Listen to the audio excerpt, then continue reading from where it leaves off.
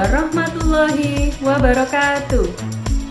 Perkenalkan, nama saya Widya Prindani. Sebelumnya, saya telah melakukan pendaftaran ujian. Berikut formulir pendaftaran saya. NIM saya 200100109719718. Nomor ujian saya 2021102873. Saya mahasiswa PPG Angkatan 1 tahun 2021, Program Studi Ilmu Pengetahuan Alam LPTK Universitas Negeri Surabaya. Saya bertugas di SMP Negeri 2 Gending, Kecamatan Gending, Kabupaten Probolinggo. Berikut ini video pembelajaran saya untuk memenuhi ujian kinerja. Selamat menyaksikan. Wassalamualaikum warahmatullahi wabarakatuh.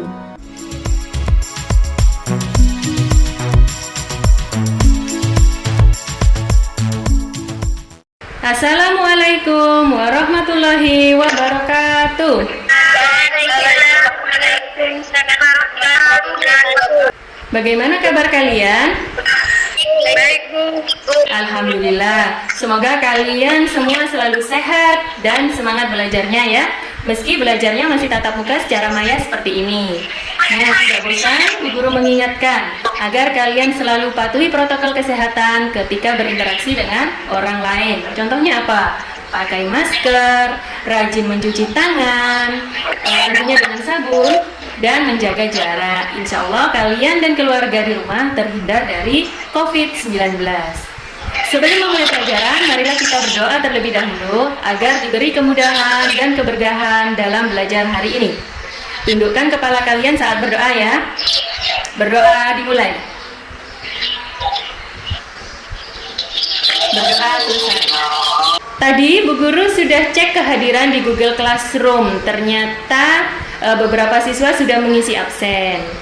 Nah, yang belum absen, tolong segera mengisi absen ya. Namun tetap Bu Guru cek di Google Meet ini. Ika Nur hadir? Hadir, Bu. Wardah hadir? Hadir, Bu. Ya. Anita? Hadir, Bu. Juratul? Hadir, Bu.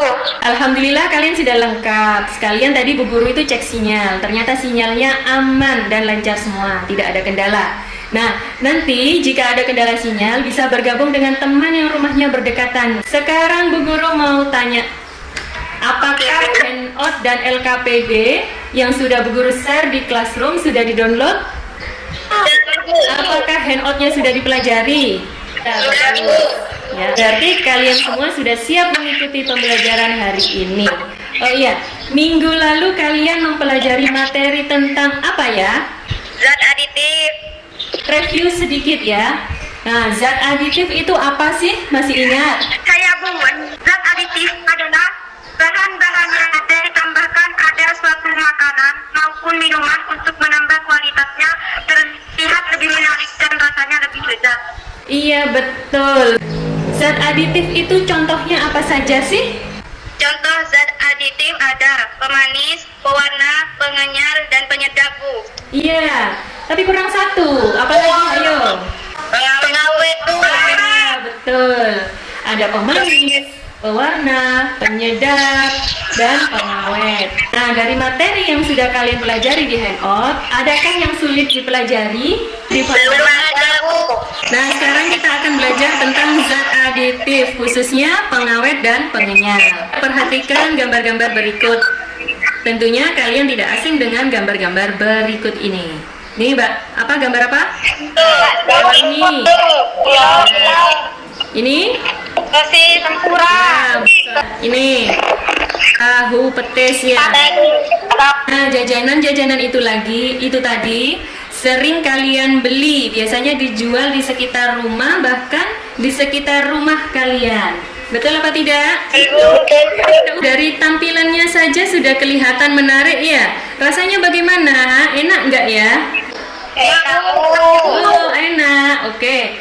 ketahuan ini siapa yang sering beli, pasti bilang enak. Kira-kira bahan tambahannya atau zat aditifnya apa saja ya? Penyedap rasa Bu. Biasanya di kuah bakso dikasih pitsing atau kaldu bubuk biar rasanya sedap. Oke, selain itu, adakah jawaban lain? Warna Bu, kayak sosis atau buah katakan warnanya merah sekali. Kalau pengawet bagaimana? Mungkin Bu, karena bisa awet sekali. Mungkin Bu, karena hari juga. Oke, yuk sekarang kita buka LKPD-nya. Tujuan pembelajaran kita hari ini yaitu melalui pengamatan gambar dan video, kalian nanti dapat membuat rumusan masalah. Kemudian melalui literasi, kalian dapat menentukan rancangan penyelidikan dengan benar. Kemudian yang ketiga, melalui penyelidikan, kalian dapat mengidentifikasi makanan yang ditambah bahan pengawet dan penganyal berbahaya. Selanjutnya, yang terakhir, melalui literasi, kalian dapat menganalisis dampak bahan pengawet dan pengenyal berbahaya bagi kesehatan. Nah, di situ sudah ada langkah-langkahnya. Kalian tinggal lihat saja di LKPD. Kemudian, lembar kegiatan yang pertama yaitu orientasi siswa pada masalah. Di situ sudah ada 2 link video dari YouTube. Nanti kita lihat bersama-sama ya. Di tengah kondisi pelik pandemi COVID-19, ternyata masih saja ada oknum yang mengambil untung dengan cara-cara tidak pantas. Ini salah satunya penjual bakso boraks. Lazimnya, salah satu kudapan populer di tengah masyarakat ini dibuat dari daging. Baik daging sapi, ayam, atau ada juga yang gunakan ikan. Kemudian ditambah bumbu-bumbu tertentu agar rasanya gurih. Namun bagaimana jadinya jika bakso yang kita favoritkan dan biasa kita makan ternyata ditambah boraks? BPOM sebutkan boraks merupakan campuran senyawa kimia yang sebenarnya digunakan untuk bahan non-pangan. Peruntukannya untuk campuran pembuatan gelas, pengawet kayu, salep kulit, obat sariawan, dan campuran pupuk. Jual bakso kisahkan semua bahan termasuk boraks yang digunakannya didapat mudah di salah satu pasar di kawasan Jakarta Selatan. Ia terpaksa gunakan boraks lantaran selama pandemi bakso jualannya kerap tersisa. Hindari rugi, maka dirinya terpaksa gunakan boraks dalam campuran daging. Formalin adalah zat kimia yang biasa digunakan sebagai bahan pengawet. Tapi siapa sangka kalau formalin juga digunakan untuk mengawetkan tahu.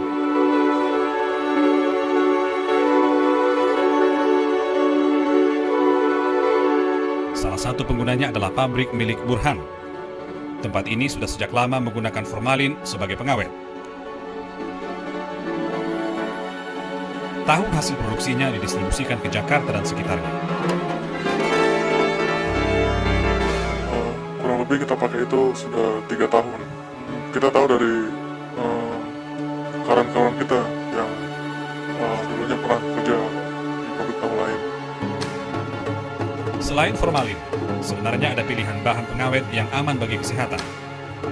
Salah satu yang lazim digunakan adalah natrium benzoat. Namun jenis yang satu ini harganya relatif mahal, antara 22 hingga 30 ribu rupiah per kilogramnya. Bandingkan dengan formalin yang hanya 7 ribu rupiah per tiap liter. Ya mungkin kita juga tahu dari pabrik-pabrik lain yang berdiri, jadi kita informasikan formalin. Lagi pula formalin kita gampang dapetinnya ya. Tinggal beli teman-temannya. Banyaknya formalin yang digunakan tergantung berapa lama tahu diharapkan bisa bertahan. Yang pasti, kalau ingin tahu bertahan sangat lama, produsen hanya perlu memperbanyak formalin yang digunakan. Tergantung takaran ya. Kalau takaran yang kita pakai biasa ya, itu satu ukuran tutup botol air mineral itu bisa sampai 2 hari dalam bisa pakai. Setengah hari lah, setengah jam, 12 jam. Sudah tahu udah asam dan berlendir. Dari video berita barusan dan gambar jajanan yang sudah ditayangkan di awal tadi, adakah yang mau ditanyakan? Ayo sekarang kita buat rumusan masalah bersama-sama. Siapa yang mau mencoba? Saya Bu, Ya, silakan. bagaimana cara mengetahui makanan yang kita konsumsi mengandung pengawet atau pengenyal berbahaya seperti formalin dan boraks? Oke, lanjut yang kedua. Apa bahayanya formalin dan boraks bagi kesehatan? Oke, yang ketiga. Bolehkah membeli jajanan seperti itu tadi setiap hari? Oke, sudah ada 3 pertanyaan. Yang pertama, bagaimana cara mengetahui makanan yang kita konsumsi mengandung formalin atau boraks? Yang kedua, apa bahayanya formalin dan boraks bagi kesehatan? Yang ketiga, bolehkah membeli jajanan seperti itu tadi setiap hari, gitu ya? Oke, dari 3 pertanyaan ini, Bu Guru rasa yang nomor 1 dan kedua ini sudah sesuai.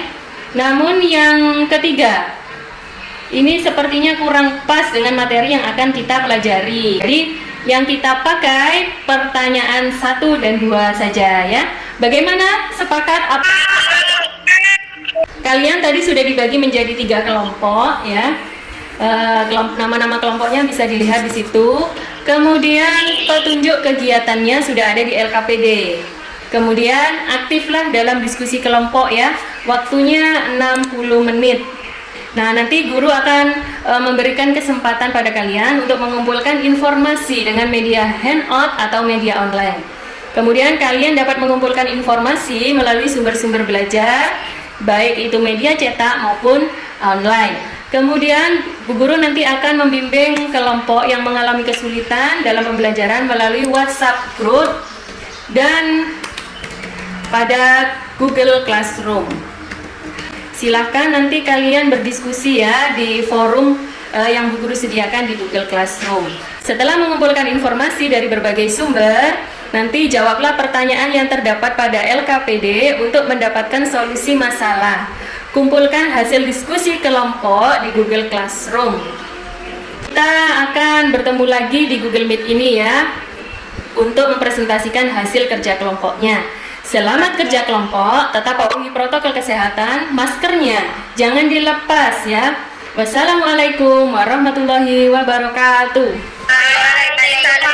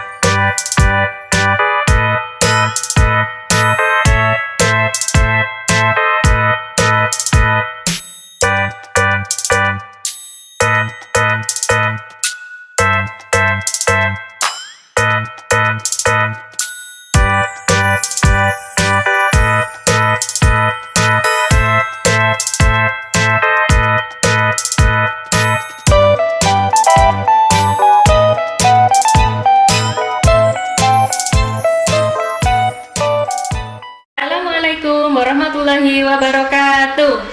Assalamualaikum warahmatullahi wabarakatuh. Kita ketemu lagi setelah tadi kalian kerja kelompok selama kurang lebih 1 jam. Bagaimana tugas kelompoknya? Apakah sudah selesai? Sudah diupload di Google Classroom ya? Baik, ternyata kalian sudah upload semua di Google Classroom. Kelompok 1, apakah sudah siap untuk presentasi? Silakan, Ya, kelompok ya. 1 langsung di-share kepada teman-temannya. Pertama-tama kami menyiapkan alat dan bahan untuk uji makanan yang mengandung formalin atau boraks yang terdiri dari 1 nugget, 1 bakso, 1 tempura, 1 sosis, 1 tahu, 5 piring sampel, 6 tusuk gigi, 1 batang kunyit dan air. Langkah kegiatannya: 1. Haluskan sebatang kunyit dengan ulekan, lalu tambah sedikit air. 2. Celupkan tusuk gigi ke dalam larutan kunyit, tunggu sampai tusuk gigi berwarna kuning, lalu diamkan sampai kering. 3. Taruh sampel yang akan diuji pada wadah. 4. Tusuk masing-masing sampel dengan tusuk gigi tadi. 5. Tunggu kurang lebih 1 menit.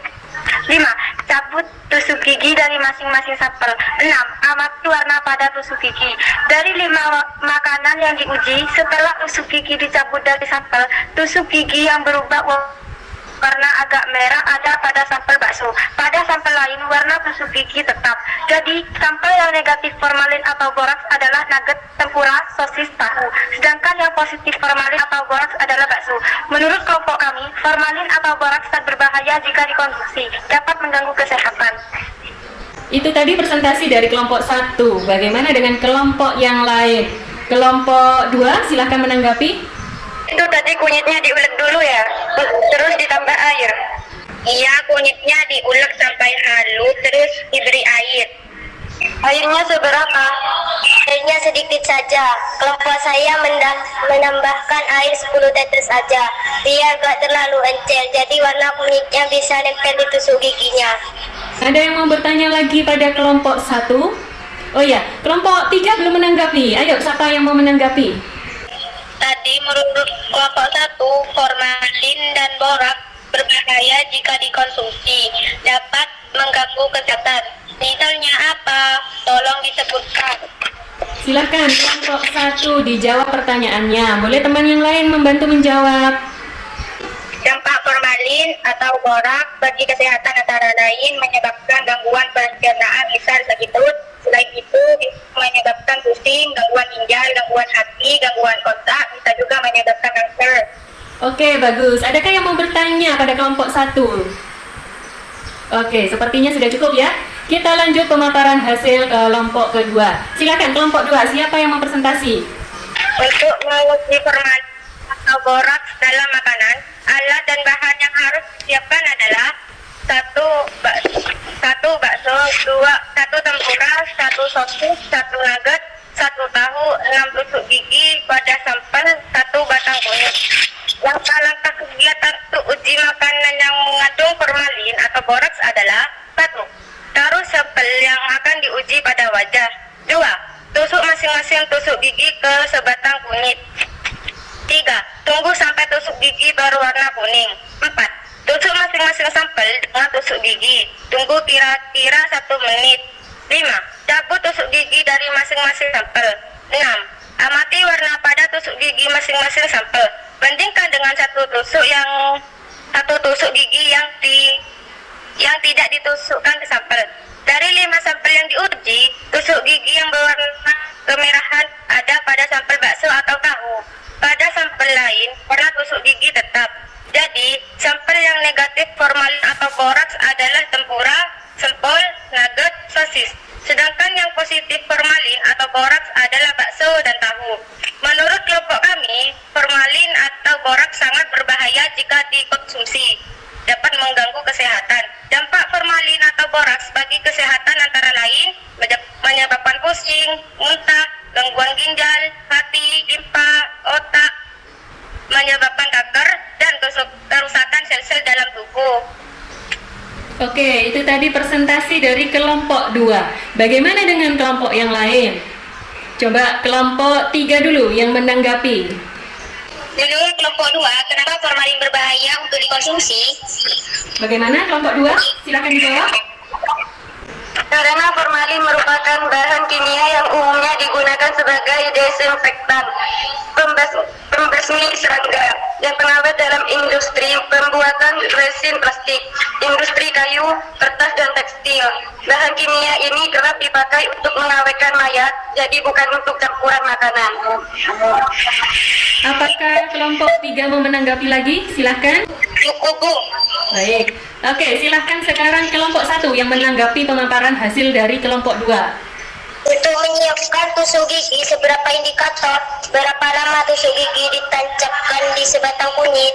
Ini. Hanya sebentar, kira-kira 1 menit sampai warna kuningnya nempel ke tusuk gigi. Oke, hanya sebentar ya, 1 menit sampai warna kuningnya nempel ke tusuk gigi. Apakah ada yang mau menanggapi? Tidak ada, Bu. Tidak ada, Bu. Oke, itu tadi presentasi dari masing-masing kelompok. Bagus sekali presentasi yang sudah kalian sampaikan.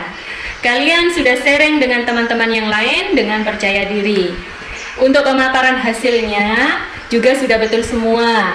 Untuk kunyit yang dipakai sebagai indikator boleh dihaluskan atau tidak, boleh ditambahkan air atau tidak. Menambahkan airnya pun nanti sedikit saja, tidak perlu banyak-banyak ya. Nah, karena mengujinya menggunakan tusuk gigi yang ditancapkan ke sampel, maka yang paling penting adalah sari kunyit tersebut bisa menempel sempurna di tusuk gigi yang akan dipakai untuk uji sampel. Kelompok 1 sudah betul, karena kalau kebanyakan air, sari kunyitnya tidak menempel dengan baik di tusuk giginya. Nah, sekarang Bu Guru mau tanya pada kelompok 1 dan 2. Untuk sampel yang positif, kelompok 1 itu kan tadi baksonya yang positif, dan kelompok 2 bakso dan tahu yang positif. Bolehkah Bu Guru tahu kalian belinya di mana? Kelompok 2 beli bakso dan tahunya di depan pabrik gula, Bu. Sama, Bu. Kelompok 1 beli baksonya di sana, tapi tahunya beda, beli tahu di pasar. Nah, sekarang kalian tahu sampel yang sudah diuji dan ternyata mengandung formalin atau boraks dijual di sana. Sekarang apa yang akan kamu lakukan? Jangan beli dan makan bakso di warung itu lagi. Ya, selain itu?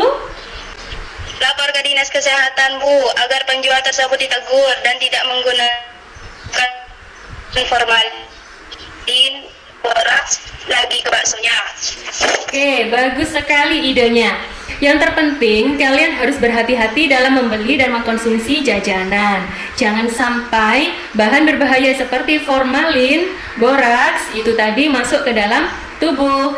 Karena formalin merupakan bahan pengawet mayat dan organ tubuh. Dan formalin ini sangat berbahaya bagi kesehatan. Sedangkan boraks ini sering digunakan untuk membuat campuran deterjen, glasir enamel gigi buatan, kemudian plastik, antiseptik, pembasmi serangga, salep kulit, dan pengawet kayu. Sehingga dalam peraturan Menteri Kesehatan Republik Indonesia ini formalin dan boraks dilarang digunakan sebagai bahan tambahan makanan. Dari sini ada yang mau ditanyakan? Oke, kalian tadi sudah berdiskusi kelompok dengan kelompok lainnya. Nah, sekarang kalian sudah tahu cara mengidentifikasi kandungan formalin dan boraks yang terkandung dalam makanan.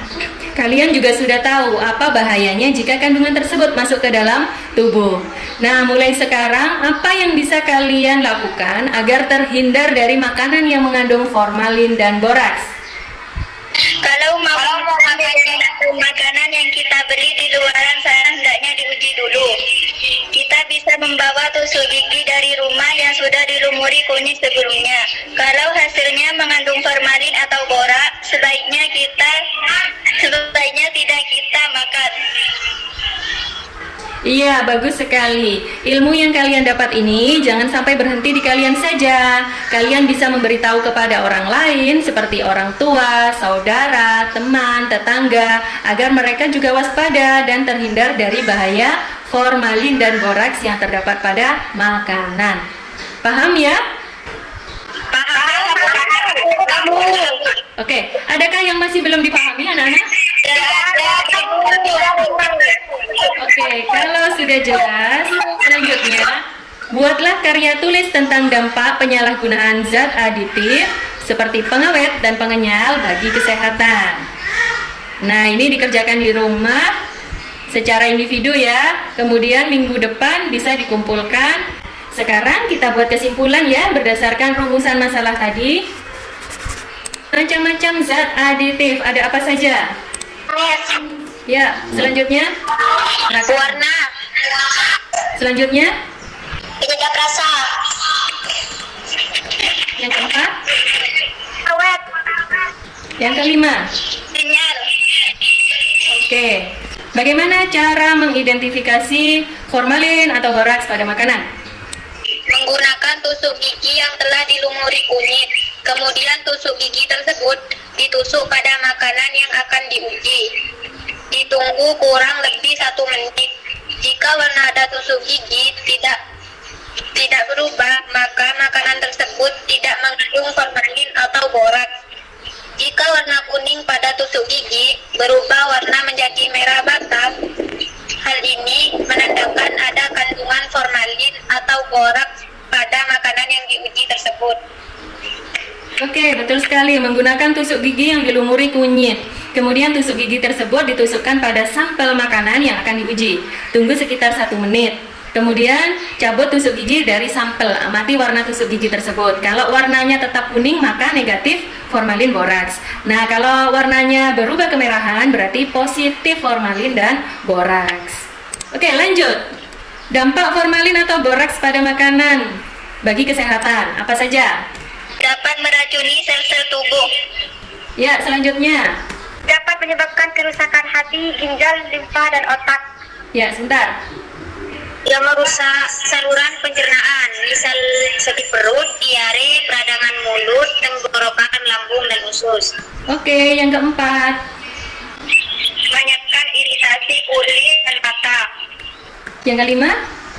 Menyebabkan kanker. Keenam. Kematian. Iya, bagus sekali. Ada 6 ya. Dapat meracuni sel-sel tubuh, dapat menyebabkan kerusakan hati, ginjal, limfa, dan otak. Kemudian yang ketiga, merusak saluran pencernaan. Dan yang keempat, menyebabkan iritasi kulit dan iritasi mata. Yang kelima, menyebabkan kanker. Dan yang keenam, bahkan menyebabkan kematian. Selanjutnya, refleksi pembelajaran. Di situ nanti di Google Classroom, Bu Guru akan menuliskan 5 pertanyaan ini. Silahkan kalian jawab ya. Kemudian, setelah membuat karya tulis dan refleksi pembelajaran, kalian juga mengerjakan soal pengetahuan menggunakan platform Quizzes. Kode soal akan Bu Guru share di WhatsApp group ya. Baik, sampai sini apakah ada pertanyaan anak-anak? Oke, untuk pertemuan selanjutnya materinya tolong dipelajari yaitu zat aditif ya. Kalau tadi zat aditif, minggu depan kita akan belajar tentang zat adiktif. Oke. Untuk mengakhiri pembelajaran, marilah kita berdoa agar pelajaran kita hari ini menjadi lebih berkah ya. Berdoa dimulai.